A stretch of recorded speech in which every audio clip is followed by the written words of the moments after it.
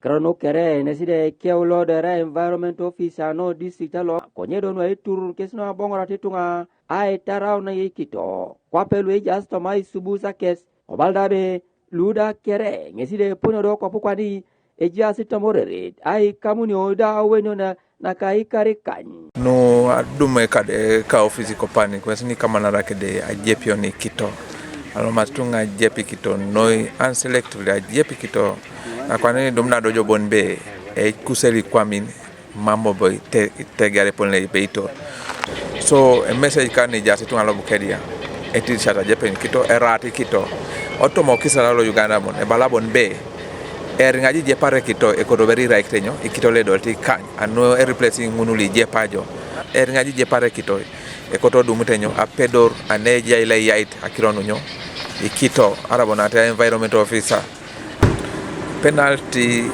jai penalty litere kinoto joto mo kisala lo Uganda adumu jepare Ikito jai charging jo that is called environmental degradation ilukumin akaisa uni ejibare bakabe currency points each currency point erai ilukumina kaisare oge kwanje ruanare ilukumina kaisa ni ruana ka kaisare odumujitin imiliona kwata kanyape no da kere neside bala meri akol ronade rai LC5 chair darberia no Bukedea balabe erai no iturur mametuna la kwane podo kintingar neke akiro na tito na Ikito e polo kopani emena situnga ayanga ritebana akamu neseje katakesi aitwa Atotole ichi agwera ata ayanga situnga kwa Ikito gala nese business lebeti kesa somake. We are not going to have another Semeika Kunguru. You are the Semeika Kungurus of today. Are you getting me?